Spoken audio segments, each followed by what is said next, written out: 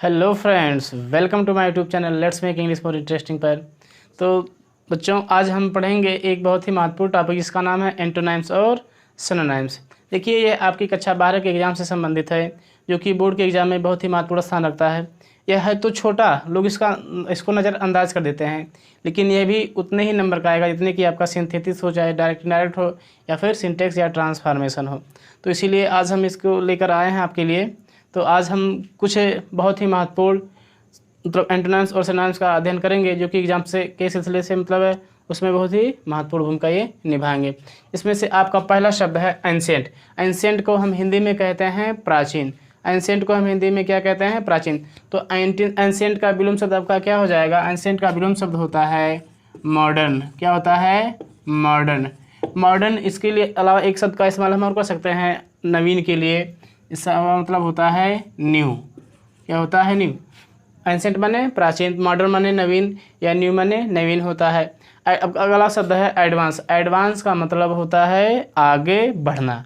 भाई, सभी लोग चाहते हैं कि हम एडवांस रहें और हमेशा ज़िंदगी में तरक्की करें। तो एडवांस का एंटोनिम्स होता है रिट्रीट। क्या होता है? रिट्रीट। रिट्रीट का मतलब पीछे लौटना। इसके लिए एक शब्द का इस्तेमाल हम और कर सकते हैं, जो कि बहुत ही फेमस है, जिसको हम कहते हैं बैक। ठीक। तो एंशिएंट का मतलब प्राचीन हो गया, फिर मॉडर्न या फिर न्यू, उसके एंटोनिम्स हो गए। फिर आपका नेक्स्ट शब्द है एडवांस। एडवांस का मतलब होता है आगे बढ़ना। उसके लिए आपका शब्द हो गया है रिट्रीट और बैक। अगला शब्द हम देख रहे हैं एडवर्सिटी। एडवर्सिटी का मतलब होता है विपत्ति। विपत्ति कब आती है? जब आदमी के पास धन संपत्ति ना हो, वह दुखी हो, तो इसका विलोम शब्द हो जाएगा आपका प्रोस्पेरिटी। क्या हो जाएगा? प्रोस्पेरिटी। प्रोस्पेरिटी का मतलब होता है खुशहाली, जिसमें विपत्ति ना हो, समृद्धि हो। इसके लिए एक शब्द का इस्तेमाल हम और कर सकते हैं सक्सेस। भाई, अगर आदमी असफल होता तभी तो उसके बाद विपत्ति आती है, अगर वो सफल है तो क्यों उसके पास विपत्ति आएगी। अगला शब्द हमारा है बून। बून का हिंदी होता है आशीर्वाद या वरदान। तो बून या मतलब वरदान किसे आप देंगे? जो आपका अच्छा मित्र हो या जो आपके सगे संबंधी, उन्हीं के लिए आप वरदान मांगेंगे। तो बून को हम एंटोनिम्स में क्या कहते हैं? इसको हम कहते हैं कर्स। क्या कहते हैं? कर्स। कर्स का मतलब होता है अभिशाप। इसके लिए हम एक शब्द का इस्तेमाल और कर सकते हैं कर्स के, जो कि बहुत ही फेमस है, जिसको हम कहते हैं एब्यूज़। क्या कहते हैं? एब्यूज़। जी हाँ, एब्यूज़ का मतलब साधारण शब्द हम इस्तेमाल करते हैं। एब्यूज़ का मतलब गाली देना था। अरे भाई, गाली किसको देंगे? अपने मित्र को या अपने माता पिता को थोड़ी कोई गाली देता है। उन्हें, जो कि हमारे शत्रु होते हैं, उनको हम गाली देते हैं। फिर आपका अगला शब्द है बैरन। बैरन को हम हिंदी में कहते हैं बंजर। बंजर क्या होता है? बंजर वही होता है जहाँ पर घास फूस या फिर अनाज वगैरह नहीं उगते हैं। तो जहाँ पर ना उगे उसे हम कहते हैं बंजर, और जहाँ पर उगे उसे हम क्या कहते हैं? उसे हम उपजाऊ कहते हैं। उपजाऊ को अंग्रेजी में कहते हैं प्रोडक्टिव। क्या कहते हैं? प्रोडक्टिव। इसके लिए एक शब्द का इस्तेमाल और किया जाता है, इसको हम कहते हैं फर्टाइल। क्या कहते हैं? फर्टाइल। ठीक। आपका अगला शब्द है ब्लेसिंग। ब्लेसिंग का मतलब होता है वरदान। देखिए, जैसे आपने यहाँ सुना था वरदान, ब्लेसिंग का मतलब ये होता है आशीर्वाद या वरदान। तो इसका भी वही हो जाएगा कर्स या फिर एब्यूज। अच्छा, अगला शब्द है ब्रेवरी। ब्रेवरी का मतलब होता है बहादुर। बहादुर कौन होते हैं? जिनके अंदर जान होती है, साहस होती है, वही बहादुर होते हैं। तो बहादुरी का एंटोनिम्स आपका हो जाएगा कावार्डिस। कावार्डिस का मतलब होता है डरपोक। क्या होता है? डरपोक। इसके लिए एक शब्द का इस्तेमाल हम और कर सकते हैं, जिसको हम कहते हैं टिमिडिटी। क्या कहते हैं? टिमिडिटी। ठीक। ब्रेवरी माने बहादुरी, कावार्डिस माने डरपोक, या टिमिडिटी माने डरपोक होता है। अगला शब्द है आपका कनकार्ड। कनकार्ड माने क्या होता है? समझौता। समझौता कब होगा? जब कोई विवाद होगा। तो विवाद को हम अंग्रेजी में कहते हैं डिस्कार्ड। क्या कहते हैं? डिस्कार्ड। अच्छा, डिस्कार्ड माने होता है मतलब जैसे आपने देखा कि कनकार्ड माने समझौता होता है। ठीक। कनकार्ड माने क्या होता है? समझौता। तो इसका मतलब क्या हो जाएगा? डिस्कार्ड का मतलब होता है विवाद। ठीक। इसके लिए एक शब्द का इस्तेमाल हम और कर सकते हैं कॉन्टेंशन। कॉन्टेंशन। ठीक। अगला शब्द हमारा है करेजियस। करेजियस का मतलब होता है साहसी। जो शब्द आपने ब्रेवरी के लिए इस्तेमाल किया था, इसका हो जाएगा करेजियस माने साहसी। तो क्या हो जाएगा, इसका एंटोनाइम्स हो जाएगा कवार्डिस। क्या हो जाएगा, कवार्डिस माने डरपोक। या फिर इसके लिए एक शब्द और होता है एब्यूज़, सॉरी टिमिडिटी होता है, मतलब डरपोक। देखिए कहते हैं कुछ पाने के लिए कुछ खोना ही पड़ता है, और हमें बहुत कुछ पाने के लिए कुछ इंतज़ार भी करना पड़ता है, हमें कुछ समय भी व्यतीत करना पड़ता है। तो अभी तक हम लोगों ने देखा पिछले 8 शब्दों के बारे में जो कि बहुत ही महत्वपूर्ण थे। अब उसी सिलसिले में हम आगे बढ़ते हैं। तो अगला शब्द हमारा है क्रूएल। क्रूएल को हम हिंदी में कहते हैं निर्दयी। निर्दयी वही होता है जिसके अंदर दया ना हो। तो जिसके अंदर दया होता है उसको हम क्या कहते हैं, उसको हम कहते हैं काइंड। क्या कहते हैं, काइंड। काइंड का मतलब जो दयालु, जो अर्थात जो निर्दयी ना हो। दयालु के लिए हम एक शब्द का इस्तेमाल और करते हैं जिसको हम कहते हैं बेनीवोलेंट। क्या कहते हैं, बेनीवोलेंट। तो काइंड माने दयालु, उसके बाद बेनीवोलेंट माने दयालु। फिर आपका अगला शब्द है डीप। डीप माने गहरा। तो जो गहरा हो, तो गहरा का उल्टा क्या होता है, जो कि छिछला हो या फिर जो ऊंचा हो, इसीलिए डीप का मतलब गहरा। तो इसके लिए इसका इंटरनाम शब्द में इस्तेमाल कर सकते हैं स्वैलो।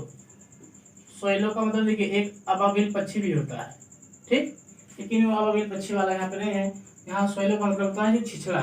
जैसे कुछ प्लेट वगैरह देखे होंगे, इसमें कहाँ बहुत ज़्यादा गहरा होता है, एकदम थोड़ा सा ही गहरा होता है, तो हम कहते हैं स्वैलो। या फिर इसके लिए जिस डीप का मतलब गहरा होता है, तो इसके लिए हम ऊंचा शब्द का इस्तेमाल कर सकते हैं, जैसे कि आपका हो जाएगा हाई। क्या हो जाएगा, हाई। फिर आपका अगला शब्द है इकोनॉमिकल। इकोनॉमिकल का मतलब कुछ लोग ऐसे होते हैं जो अठन्नी चवन्नी बरन्नी जो भी होता है उसका एक एक जोड़ा रहता है, तो ऐसे व्यक्ति को हम क्या कहते हैं, कंजूस। क्या कहते हैं, कंजूस। और जो पैसा खर्च करे, स्पेंड माने होता है खर्च करना। तो आप जानते हैं कि किसी भी शब्द में अगर ई आर जोड़ दें तो उस काम को करने वाला हो जाता है। जैसे होता है ड्राइव। ड्राइव माने होता है चलाना, अगर हम उसमें ई जोड़ दें तो चलाने वाला अर्थात ड्राइवर हो जाएगा। तो इकोनॉमिकल माने होता है कंजूस। तो कंजूस मतलब जो पैसे को खर्च करे उसमें क्या कहते हैं, स्पेंड माने खर्च करना होता है, तो स्पेंडर हो सकता है इसका। इसके लिए एक शब्द का इस्तेमाल हम और करते हैं एक्स्ट्रा वैगेंट। क्या करते हैं, एक्स्ट्रा वैगेंट, ठीक। इकोनॉमिकल माने कंजूस, स्पेंडर माने खर्चीला, या फिर एक्स्ट्रा वैगेंट माने खर्चीला होता है। आपका अगला शब्द है फेलियर। फेलियर का मतलब असफल या असफलता भी कह सकते हैं। तो जो सफल ना हुआ हो उसे हम क्या कहते हैं, असफल। और जो सफल हुआ उसे हम क्या कहते हैं, सक्सेस। क्या कहते हैं, सक्सेस। सक्सेस सक्सेस के लिए एक शब्द का, या फिर असफल या फिर जो जीत जाए उसे हम क्या कहते हैं, ट्रायम्फ। क्या कहते हैं, ट्रायम्फ। TRIUMPH। तो फेलियर माने असफलता, सक्सेस माने सफलता, ट्रायम्फ माने विजय या जीत या सफलता होता है। अगला आपका शब्द है फॉर्च्यून। फॉर्च्यून में तेल की बात नहीं कर रहा हूँ जो आप घर में आप पकाने के लिए लाते हैं। फॉर्च्यून का मतलब होता है भाग्य। क्या होता है, भाग्य। तो जिसका भाग्य सही हो उसे हम भाग्यशाली कहते हैं, जिसका भाग्य सही ना हो उसको क्या कहते हैं, दुर्भाग्यशाली। तो दुर्भाग्यशाली को हम अंग्रेजी में कहते हैं मिसफॉर्च्यून। क्या कहते हैं, मिसफॉर्च्यून। अच्छा, एक बहुत ही शब्द है जो कहते हैं इनका भाग्य साथ नहीं दे रहा है, तो जिनका भाग्य उसको क्या कहते हैं, उसको हम कहते हैं बैड लक। क्या कहते हैं, बैड लक। ये एक ही रहेगा। अगला आपका शब्द है ग्रैंड। ग्रैंड का मतलब होता है महान या फिर शानदार। तो जो शानदार ना हो उसे हम क्या कहते हैं, उसको हम कहते हैं इंफीरियर, ठीक। क्या कहते हैं, इंफीरियर। इसके लिए एक शब्द का इस्तेमाल हम और कर सकते हैं, जैसे कि हो गया डल। क्या हो गया, डल। डल का मतलब सुस्त कह सकते हैं। अब जो महान रहेगा उसको भी सुस्ती वाला काम करेगा। अगर वो सुस्ती वाला काम करता है या फिर मतलब नीचे श्रेणी वाला काम करता है तो क्या वह महान बन पाता, नहीं बन पाता। अगला शब्द आपका गेस्ट। गेस्ट का मतलब होता है मेहमान। कौन होते हैं, मेहमान। अरे भाई जो आपके घर आए हो, आपके मेहमान हुए, तो आप घर के कौन हैं, बिल्कुल आप घर के मालिक हैं। तो गेस्ट का विलोम कौन हुआ, गेस्ट का विलोम हो गया ऑनर। क्या हो गया, ऑनर। इसके लिए एक शब्द का इस्तेमाल हम कर सकते हैं। आप लोगों ने देखा होगा कि जो स्टेज प्रोग्राम होता है उसमें 2 लोग होते हैं जो सभी मेहमानों का स्वागत करते हैं। तो जो मेहमान हो गए तो आप गेस्ट हो गए, और जो उनका स्वागत करें वो क्या होते हैं, वो आपके क्या होते हैं, वो आपके होते हैं होस्ट, ठीक। इसको हम कहते हैं मेजबान। क्या कहते हैं? मेजबान। जैसे कोई क्रिकेट टीम हमारे देश आती है तो हम क्या रहते हैं? मेजबान रहते हैं, जबकि वो लोग क्या रहते हैं? मेहमान रहते हैं। अगला शब्द है आपका इनोसेंट। इनोसेंट का मतलब होता है निर्दोष। इनोसेंट का मतलब क्या होता है? निर्दोष। तो जो निर्दोष ना, उसे हम क्या कहते हैं? उसे हम अपराधी कहते हैं। अपराधी को अंग्रेजी में हम कहते हैं गिल्टी। क्या कहते हैं? गिल्टी। इसके लिए एक शब्द का इस्तेमाल हम और कर सकते हैं। इससे भी आप लोगों ने देखा कि इनोसेंट माने होता है निर्दोष, तो गिल्टी माने क्या हो गया आपका? मतलब गिल्टी का मतलब हो गया आपका अपराधी। इसके लिए शब्द का इस्तेमाल हम कर सकते हैं एक्सक्यूज्ड, मतलब आरोपी या अपराधी। अगला शब्द है आपका नॉलेज। नॉलेज का मतलब होता है ज्ञान। इसके अंदर बुद्धि हो या ज्ञानता हो, उसे हम कहते हैं नॉलेज। तो जिसके अंदर ज्ञानता ना हो, उसे हम क्या कहते हैं? अज्ञानता। तो अज्ञानता के लिए हम एक शब्द का इस्तेमाल कर सकते हैं इग्नोरेंस। क्या होता है? इग्नोरेंस माने अज्ञानता। अज्ञानता के लिए एक शब्द का इस्तेमाल हम और कर सकते हैं, इसे हम कहते हैं इलिटरेसी। क्या कहते हैं? इलिटरेसी। इलिटरेसी। अच्छा, अगला शब्द है हमारा पैट्रियट। पैट्रियट का मतलब होता है देशभक्त। तो जो देशभक्त ना हो क्या होता है? वो गद्दार होता है। तो गद्दार को हम अंग्रेजी में कहते हैं ट्रेटर। क्या कहते हैं? ट्रेटर। ट्रेटर माने होता है गद्दार। इसके लिए हम एक शब्द का इस्तेमाल और कर सकते हैं, जिसे हम क्या कहते हैं? जिसको हम कहते हैं, देखिए अभी तक आप लोगों ने देखा कि ये पैट्रियट। पैट्रियट का मतलब क्या होता है? देशभक्त। तो इसका विलोम शब्द क्या हो गया? ट्रेटर। क्या हो गया? ट्रेटर। ठीक। इसके लिए हम एक शब्द का इस्तेमाल विलोम यूज कर सकते हैं एक्स पैट्रियट। एक्स पैट्रियट का मतलब ये होता है गद्दार। क्या होता है? गद्दार। ठीक। तो इस प्रकार आपके 10 महत्वपूर्ण एंटोनिम्स और तैयार हो गए। अभी कुछ 10 से 15 महत्वपूर्ण एंटोनिम्स, इसके बाद आपका इंटर में से जितने भी महत्वपूर्ण क्वेश्चन हो जाएंगे वो सब सॉल्व हो जाएंगे। ठीक है, तो इसको नोट डाउन कर लीजिए। तो अभी तक हम लोगों ने कुछ महत्वपूर्ण शब्द देखे। अब इससे हम आगे बढ़ते हुए देखते हैं एक अगला शब्द हमारा जो है रेगुलर। रेगुलर को हम हिंदी में कहते हैं नियमित। तो जो नियमित ना हो, जो समय समय पर होता है, तो उसको हम क्या कहते हैं? उसको हम कहते हैं ऑकेजनली। ठीक, उसे हम क्या कहते हैं? ऑकेजनली। ठीक, ऑकेजनली का मतलब होता है जो समय समय पर होता है। इसके लिए हम एक शब्द का इस्तेमाल और कर सकते हैं, इसे हम कहते हैं इरेगुलरी। क्या होता है? इरेगुलर। ठीक। अगला शब्द हमारा है शार्प। शार्प का मतलब होता है नुकीला, तेज तर्रार। तो इसके लिए हम एक शब्द का इस्तेमाल कर सकते हैं ब्लंट। ब्लंट का मतलब होता है कुंद। क्या होता है? कुंद, जिसको हम कहते हैं BLUNT। इसके लिए एक शब्द का इस्तेमाल हम कर सकते हैं, इसे हम कहते हैं डल। क्या कहते हैं? डल। ठीक। आपका अगला शब्द है यूनिटी। यूनिटी का मतलब होता है योग, मतलब है एकता। तो जिसमें एकता ना हो उसको हम क्या कहते हैं? उसको हम कहते हैं अलगाव। ठीक। तो अलगाव को हम अंग्रेजी में कहते हैं सेपरेशन।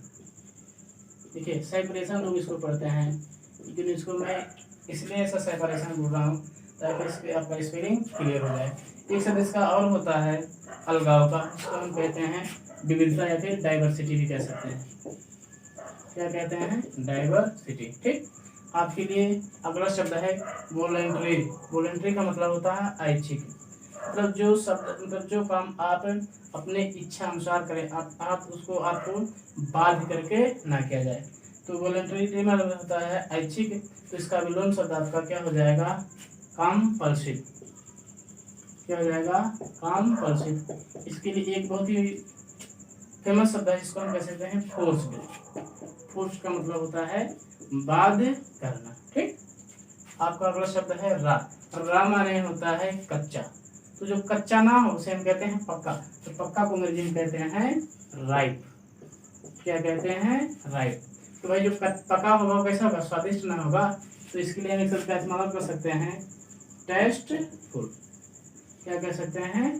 टेस्टफुल। ठीक। तो ये आपके कुछ महत्वपूर्ण एंटोनिम्स और सिनोनिम्स हो गए।